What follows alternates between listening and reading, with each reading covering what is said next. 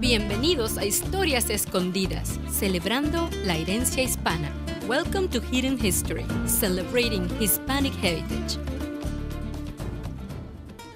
Good evening. Thank you for watching Hidden History, celebrating Hispanic heritage. I'm Victoria Shirley. Tonight, over the next half hour, we will be celebrating the proud heritage of Hispanic culture here in Southwest Virginia and across the country. Now, it took 2 presidential proclamations to officially recognize Hispanic Heritage Month. The observation started in 1968 as Hispanic Heritage Week under President Lyndon Johnson, and it was expanded to a full month by Ronald Reagan in 1988. Today, Hispanic Heritage Month celebrates the culture and contributions of Hispanics to the country. There are thousands, millions of Hispanics that have come to this country legally and have contributed over generations and made, again, viable contributions to the United States. And I do think we should celebrate that. Now, immigration activists say it's important now more than ever to remember all that Hispanics bring to life in America. And a life dedicated to bridging the gap between Spanish and non-Spanish speakers in the Roanoke Valley community. Tonight, we meet up with Elda DeStanco Downey, the founder of Roanoke Spanish. Our Eric Pointer caught up with her to get more details about the work she's been doing here for the Hispanic community for nearly 15 years. Born and raised in Venezuela, Dr. Elda DeStanco Downing moved to the U.S. in 1994 for college, a transition that was easy but took some adjusting. The food, the gatherings at a local cafe to meet friends, just different ways of operating culturally that were not a shock necessarily, but just a relearning of how to do certain social interactions without losing the ones that you're used to. She ended up in Roanoke in 2004 after grad school and became a professor. After seeing an influx of Hispanic people moving into the area, in December 2013, she started Roanoke Spanish, a company that brings info in the Spanish language and culture to the community. We have been able to bridge so many spaces where communication was not available. We've been able to bring a voice to the Hispanic community in Roanoke, and we've made it a friendly interaction. But her reach goes beyond her business. Elda is a tremendous board member of Local Colors and has been a great resource for us in reaching out to the Latinx community in Roanoke.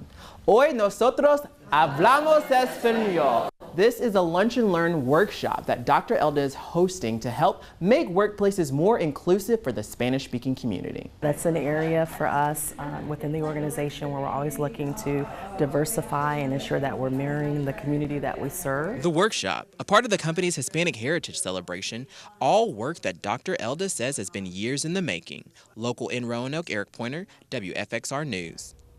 Now, if you want to get better at Spanish, Roanoke Spanish hosts a Spanish conversation lunch hour every Friday from 12 to 1 at the Grand Collab for anyone who wants to practice the language. It costs $15 to participate. Now, several businesses in the Roanoke Valley welcome diversity in their workforce. RK Packaging is one of those companies. The third-generation family-owned business has a packaging facility in the Roanoke Valley. HR Director Kim Crawford says they have a good number of Latino employees. We're trying to cultivate that, get out into the Hispanic community even more. We have a lot of work to do and a lot of jobs that can be filled. There is a huge opportunity in our community for jobs. Although English may not be your first language, that shouldn't prohibit you from getting a good paying job with benefits, and that's exactly what we're trying to do. Crawford says it's nice to have people from diverse backgrounds who can bring different types of experience to the table. Now, every year, countless people immigrate to the United States to start new lives. I spoke with several groups who are doing their best to set those residents in our area up for success. Mario Perez, his wife and son recently moved to Roanoke from Venezuela. We've been settling here for the past year or so. He says the move was rough in the beginning. Because it means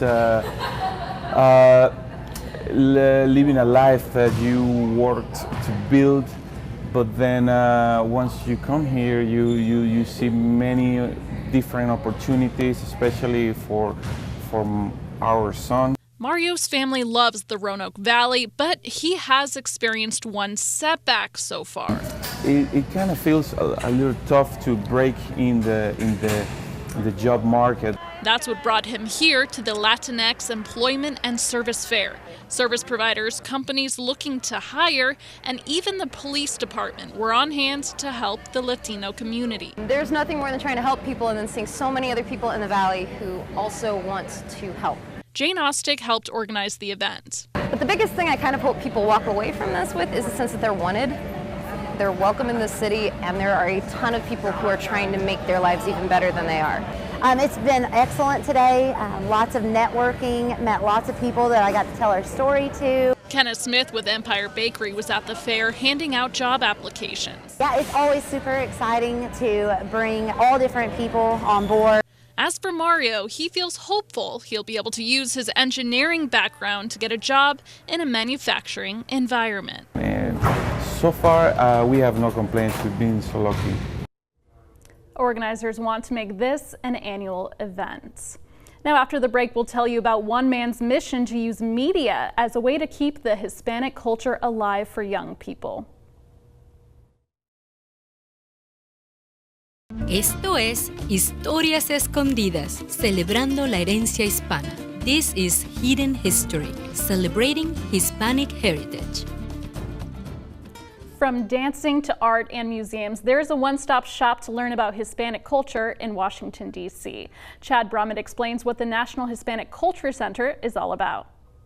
Sitting on 20 acres in the heart of Barelas, the National Hispanic Cultural Center is a monument, a learning center, and a stage for the performing and visual arts. We look to celebrate Hispanic culture through music, dance, theater, visual arts, film, history, literature. Any place we can really sink into, we will. The seeds of NHCC were planted in 1983 when a group of visionaries established a nonprofit organization to celebrate Hispanic heritage.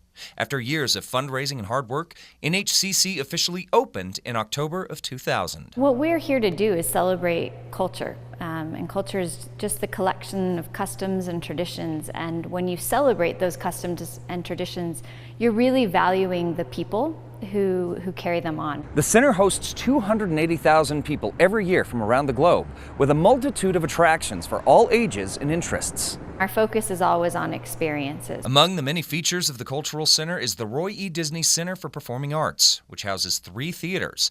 And since opening in 2004, they've hosted hundreds of live performances. And they range from ballet folklorico dance performances to mariachi concerts. And just across the breezeway is the center's art museum, which hosts 3 distinct galleries. NHCC is the most comprehensive institution of its kind in the United States, and its mission is more important now than ever in its 17 years of existence. I think what's so beautiful about culture is that it never really only belongs to one person. And that was Chad Brummett reporting. The Culture Center's leaders say on any day of the week, they have something for everyone, whether it be their library, art museum, or salsa lessons. And the community will have the chance to vote for the most cultural school competing in a culture competition. Carolina Smalls came up with the idea. She wants to help college students learn more about the most important cultural aspects of Latin American countries. She says it goes beyond just food. She teaches students about dance, mannerisms, and even some struggles of different Latin American countries. The more we know about somebody else's culture and life and background, I believe the more compassion we can create for another individual. Virginia Tech has already learned about Venezuela, Colombia, and Brazil. Ferrum College, Roanoke College, and Radford University will learn about countries from Mexico to Guatemala and El Salvador. And there are many ways to keep Hispanic culture alive for future generations. And as Jennifer Sanders explains, one man is working to educate younger generations using the media. En la llamada telefónica tenemos a la señora María Ortiz. Hola María, ¿cómo estás? It doesn't take long to hear Y aquí tenemos también una información. or see Hugo Acosta's passion for the Latino community. En la página, si tú vas a la copia del periódico Lengua Latino. In a time where radio and newspaper are part of a dying industry, Hugo has found a way to use both to preserve his culture through media. Not only to enhance and show the positivity, there is plenty in there, but also how to avoid that the negativity to keep growing. What started as a mostly black and white 24-page paper in 2004 has grown into this. He now prints thousands of issues each month. VOA Radio. A few years later, that same mission would lead him here to create Hablando con Central New York. It runs on 87.7 FM, but reaches across the world. We're getting phone calls from Colombia, from Mexico. The topics are many, from recipes to religion to sanctuary cities and sports. But perhaps the biggest focus is on the future. If the Latinos, new generation coming in here, not only are going to lose the language, but then little by little through the years might also lose the culture. That's something it will be sad to see. And that's why he will continue using his voice for his culture. That was Jennifer Sanders reporting. Still to come, cooking up tasty traditions. Meet the brothers who are planting roots and building a business with the help of a family recipe. Bienvenidos a Historias Escondidas, celebrando la herencia hispana. Welcome back to Hidden History, celebrating Hispanic heritage. In honor of Hispanic Heritage Month, we're spending time at some local Hispanic businesses in our area. WFXR's Brooke Williams introduces us to one family-owned and operated spot that's sharing their Mexican heritage through food. Tucked beside a gas station in Minton is a little taco shop with a big, loyal following. I love the carne asada burritos. It's San Diego-style taco shop food that I'm used to. It's like no other restaurant in the area. It's really, really good. In fact, Angel and Edgar Vasquez, who are co-owners of the taco shop, lived in San Diego for 14 years before settling in Virginia 2 years ago. They soon realized the area was missing the type of food they were craving, so they decided to create it themselves, opening their own restaurant 4 months ago. At Casa del Burrito, many of the items are made from scratch, including the corn tortillas, which Angel is working on right now. He goes through about 14 pounds of the corn mixture each day, making several hundred tortillas. And what's in it exactly? Well, that's a secret, and the Vasquez brothers aren't sharing it. The brothers work long hours from morning until night. This is my second house involved. Oh, my first house. So I try to make a little bit time for everything. First house, he said? This is the first house over here. But the time they spend in the kitchen saves some of their regular customers time of their own. I used to actually drive down to Raleigh, which is 3 hours away, to get the same type of food, and we would actually bring it up and keep it in our refrigerator or our freezer. So now that they've opened up here at La Casa del Burrito, we don't have to make that drive anymore. In addition to offering a taste of California, the brothers hope they can share a taste of some of their Mexican heritage with their customers as well. My mom, when I was working in Mexico, she was making the corn tortillas. I remember when I was little, he's trying to help making the tortillas. And they're planning on creating roots here. I want to stay for a long time. And already thinking of expanding to new locations to give more people a taste of home and their new hometown. Local in Benton, Brooke Williams, WFXR News. Long before there was social media or newscasts informing the public, Spanish music in the form of ballads in Spanish was the way to find out what was going on. David Romero explains how music has played an important role in history. In New Mexico, it's what drives fiestas, good times, bad times, or motivates anyone to work. Spanish music. But what's played on the radio today is a far cry from the early roots of the music that first arrived in New Mexico. The first songs that came to the Americas were romances.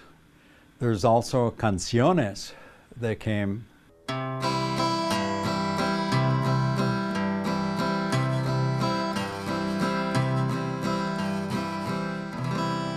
Simple chord rhythms like that are how many of the early corridos and romances arrived in the state. But once they were established here, well, New Mexico music took on a sound of its own. When something big happens like the prison riot in Santa Fe, when was that? In 1980, it was so tragic. There were a good 6 or 8 corridos that I know about that were written about that. And probably the best distributed ones were by Al Hurricane. Esta tragedia pasado en la prisión de Santa Fe. And artists like Al Hurricane are not only responsible for carrying on the traditions of the old music, but transforming it into a modern-day sound, which is keeping it alive in New Mexico. The best way to to quote unquote preserve them is just make sure your kids learn enough Spanish to appreciate these traditions and let the kids listen to them. David Romero reporting. Catholicism is hugely influential in Hispanic culture. Chad Brummett looks at how the influence of faith coats every element of Hispanic culture today. Among the most world-renowned legends from New Mexico is that of the Loreto Chapel in Santa Fe. It gives me great pleasure to be able to talk about this to anyone who comes to visit us. The chapel, which was built in 1878, was in dire need of a staircase above the choir loft. After 9 days of prayer, a mysterious carpenter showed up looking for work. Months later, a grand spiral staircase was built, and its carpenter had disappeared. Legend has it, it was the patron saint of carpentry, Joseph himself, that answered the sisters' prayers. I believe that it was definitely a work of divine providence. And somewhere or another, I'm sure St. Joseph was involved. And as far as the details, I'll find out on the other side. 75% of adults in New Mexico identify as Christian, and of those New Mexicans, 32% are Catholic. Some 30,000 people from all over the world participate in the pilgrimage to El Santuario de Chimayo. Then there are the thousands that flock south of Albuquerque to Tome Hill. When I had my own children, that is when it really clicked for me, the importance of the continuity of tradition. Sean Wells is a fifth-generation Spanish colonial artist who is carrying on the artistic tradition of Catholicism by painting retablos, artwork done on wood featuring the saints. People use the finished art as a commodity of love and respect. And I don't think that happens in other art forms. In an age of skepticism, New Mexico remains a state of faith. No explanation is necessary if you have faith. And if you don't have faith, maybe no explanation will do. From shame to pride, still to come, the message one activist has for young Hispanic men and women struggling to fit in. Estás mirando Historias Escondidas, celebrando la herencia hispana. You are watching Hidden History, celebrating Hispanic heritage. There are countless Hispanic Americans who helped create a better life for those that came after them in the United States. Dolores Huerta is considered by many to be the most iconic Hispanic civil rights leader now alive. Norma Gaspar has her story.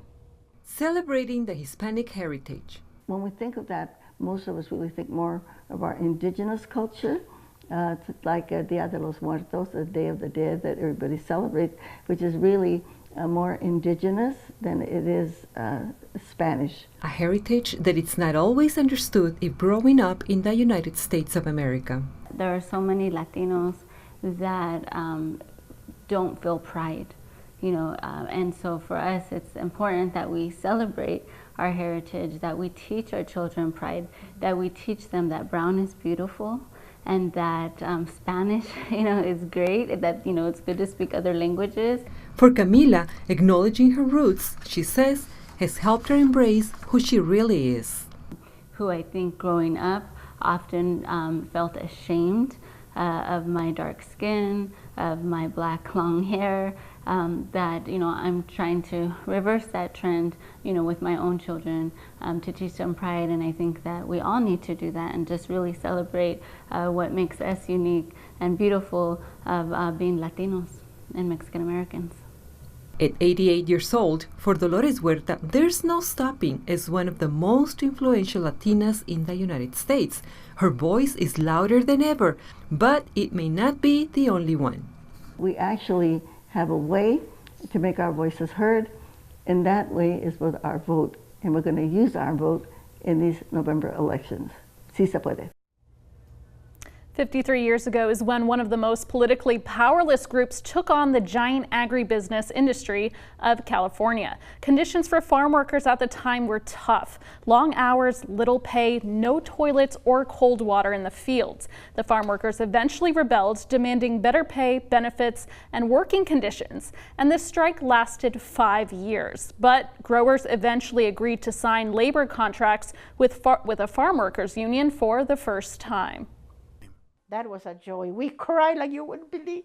We were hugging and screaming and jumping up and down in the Filipino hall, with all of us crying because we had gotten the first contract. Experts say the quest for Hispanic heritage civil rights started during the grape strike of the 1960s.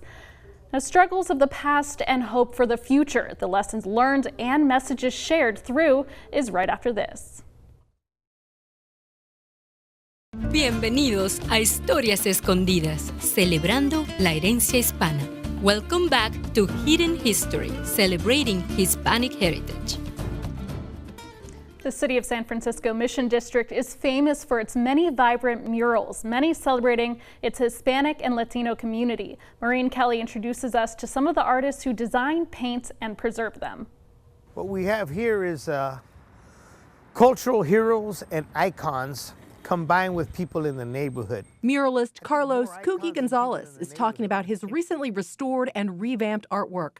He's been working on murals in the Mission District since the 1970s and says the art form has long roots in the Latino community, going back to the Mexican Revolution. There was a lot of illiterate farmers, and the artist took the lead in educating people who couldn't read by using art to inspire people to revolution. By the time he was working on his mural where civil rights activist Cesar Chavez and Dolores Huerta are the centerpieces, the mural movement became closely tied to social struggle. That tradition is being kept alive by artists behind this mural, entitled Women of the Resistance, who say their goal is to inspire others. We hope that women or anybody walking by would say, that's like my mother, that's like my sister.